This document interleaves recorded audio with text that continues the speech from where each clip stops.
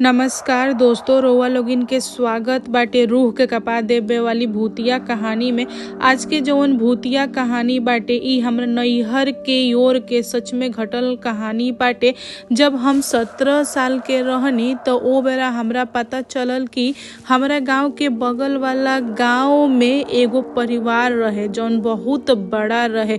ओ परिवार में बहुत जाना रहल लोगिन। तो ओ परिवार के गांव के लोग कहे कि ई परिवार ना ह, ई गांव के परिवार ना ह, ई तो जिला के परिवार है। एकरा के जिला बोले के चाही, काहेला गांव और घर के परिवार कहल जाला। और ओ परिवार के जे मेन मालिक रहे जेकरा के मेठ कहल जाला, उनकर एज लगभग 60 या 65 साल के होई और उनकर नाम रहे सुदर्शन।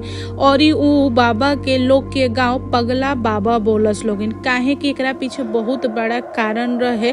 उ न एकदम से अलग रहले, माने लड़ाई झगड़ा करे में एकदम माहिर रहले, गाली गलौज करस, केहू के संगे लड़ जास, कुछ बोल दे। और उनकरा में सबसे बड़ा खासियत ई रहे कि उ नहाए के तो बिल्कुल भी ना चाहस। उनकरा के लोग जबरदस्ती पकड़ के नहवाओ, उहो साल में कबो कबार, माने उनकरा शरीर में कीड़ा पड़ जासन। लोग कहेला नु कि ना नहिला के बाद से शरीर में चिल्लर पड़ जालसन, उहे चीज रहे।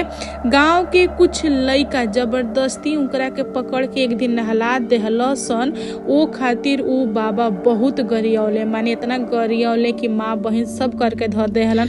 गांव के कुछ लइका बड़ा शैतान रहलसन, केहू के बात ना सुनसन और हंसी मजाक में बाबा के जबरदस्ती पकड़ के नहला देहलसन। चाहे बाबा केतनो गरियावस, ओकनी के हंससन, सुनलसन और बाबा के नहला देहलसन, चिढ़ा देहलसन। बाबा साल में एक बार जब नहास धोआस तो तनी ठीक ठाक लागस। हमू बहुत बार सुनले रहनी वो बाबा के बारे में और ई शायद एक दो बार हम देखलहूँ बानी, बट हमरा उनकर चेहरा उतना खास याद नहीं खे। लेकिन सुने में आवेला कि जौन बाबा रहलन उ दिवाली के दिने दुनिया छोड़ देहलन। जब लोग के पता चलल कि बाबा ए दुनिया में नहीं खन तो लोग के झटका लागल। एगो दूगो नहीं, कई गो गाँव के लोग जब ये बात सुनल तो वहू लोग के झटका लागल और लोग खाली बाबा के बारे में ही बात करो, काहे कि बाबा बहुत ज्यादा फेमस रहले गाँव में, काहे उनकर हरकत भी कुछ ऐसे ने रहे एक वजह से। तो बाबा के बारे में लोग बतावल कि दिवाली के दिने उनकरा संगे बहुत बड़ा हादसा हो गई। बाबा नु दिवाली के दिने बड़ा चिड़चिड़ मचौले रहलन, काहे कि उनकरा दिवाली पसंद ना रहे और उ कभी भी दिवाली ठीक से मनावस नहीं।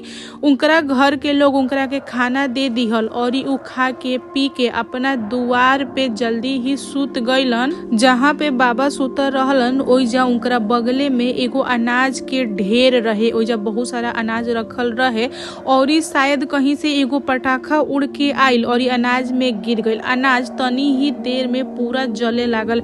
बाबा के बुझाइल नहीं, बाबा गईलन अनाज बुझावे लेकिन उनका से बुझल नहीं और बाबा भी उ आग के चपेट में आ गईलन।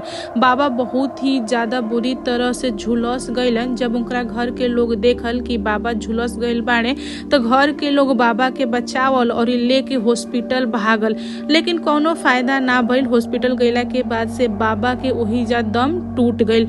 इहे कुल के लेके बाबा बहुत ज्यादा चर्चा में रहलन। बाबा के प्राण ऐसन समय पे निकलल रहे कि उनकरा घर वाला लोग ठीक से दिवाली नहीं मनावल और नहीं छठ पूजा कर पावल, काहे कि बाबा के छुतका लागे रहे। बाबा के काम काज में 12-13 दिन के समय रहे और बीच में छठ पड़ गए रहे।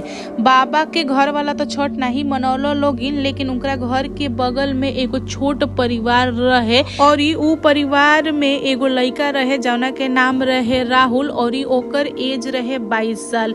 उ लइका गई रहे छठ घाटे साजी खान और साजी खान ही ओकरा ऊपर आ गई आत्मा, लगलस उ छठ घाटे खेले। कुछ लोग तो ओकरा के देख के डर गईल और लागल भागे, तो कुछ लोग गईल ओकरा के पकड़े। उ लइका कुल्ही के मार के गिरा देलस और खुदे उल्टा लागल, कूदे उछले भागे एने ओने, पेड़ पे उल्टा पैर से चढ़े।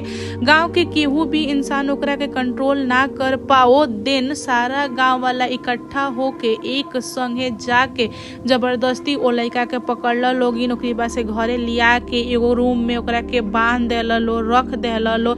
राहुल के देखे खातिर गांव के लोग एकजुट होके उनका द्वार पे खड़ा रहे ई जाने खातिर कि ओ लड़का के अंदर आत्मा कौनिंगा आ गईल उहो छठ घाटे कौनिंगा आ गईल ह। राहुल के घर वाला बहुत ज्यादा परेशान रहल लो तो गांव के कुछ लोग बोलल कि एगो काम कर राहुल के पापा के कि तू एगो तांत्रिक के बोला के लिए आव और झाड़ फूक वगैरह कराव तबे तहार लड़का बची और ई पता चली कि आत्मा कहाँ से है और काहे आके पकड़ ली हल। फिर राहुल के पापा गइलन तो अपने ही गांव के बगल वाला गांव से एगो तांत्रिक के बुला के लिए अइलन। तांत्रिक आइल और राहुल के देखल तो ऊ खुलासा कैलस कि आत्मा कहीं औरों के नहीं रउए घर के बगल के आत्मा ह। तांत्रिक बतौलस कि सुदर्शन यानी कि पगला बाबा के आत्मा ह उहे आइल बाड़े राहुल के अंदर। एजा तांत्रिक पूछलस ऊ बाबा के आत्मा से कि ए बाबा काहे पकड़ लेला ह आखिरकार राहुल कैला हन राहुल तो निर्दोष बाड़े। तब वो आत्मा बोललस कि नाही ई निर्दोष नहीं खन हम इनकरा के छोड़ेम नहीं हम इनकर प्राण लेबे खातिर आइल बानी। तब तांत्रिक पूछलस कि काहे आखिर एकरा पीछे कोनो कारण होई बताई काहे रुआ प्राण लेबे आइल बानी। तब बाबा के आत्मा बतौलस कि हम राहुल के बहुत बार मना कइनी कि ए राहुल तू छत पर से पटाखा बजाव तर तो तनी दूर जाके बजाव एजा मत बजाव अगर पटाखा गिर जाई तो हमार अनाज नष्ट हो जाई। लेकिन ई लइका बात नहीं मनलस उनकरे पटाखा गिरल ह और हमार अनाज नष्ट भइल ह। इतना मेहनत से हम अनाज उगौले रहनी हई और अनाज के बुझावे गईनी तो हम झुलस गईनी। एकरी बाद से हम दुनिया छोड़ देहनी। हम राहुल के ना छोड़ेम काहे कि राहुल हमार अनाज जरौला हन और हमरा के बर्बाद कैला हन। एजा तांत्रिक बहुत कोशिश कैलस कि आत्मा के मनावे के लेकिन आत्मा मानल नहीं। आत्मा बहुत ज्यादा गुस्साइल आत्मा जिद्दी रहे और बहुत ज्यादा गाली गलौज करे लागल। गांव के लोग ई देख के और ई बात सुन के यानी गाली गलौज बहुत ज्यादा हंसे लगल लोग पक्का हो गई लो कि ई बाबा के ही आत्मा ह। फिर तांत्रिक बहुत ज्यादा मेहनत कैले झाड़ फूक वगैरह कैले और आत्मा के तो शरीर से बाहर निकाल देहले लेकिन आत्मा बड़ा जिद्दैल रहे बड़ा दुष्ट रहे। ऊ जब भी मौका पाओ फिर ऊ राहुल के बॉडी में दोबारा घुस जाओ। लेकिन राहुल के घर वाला लोग भी उनकर पीछा नहीं छोड़त।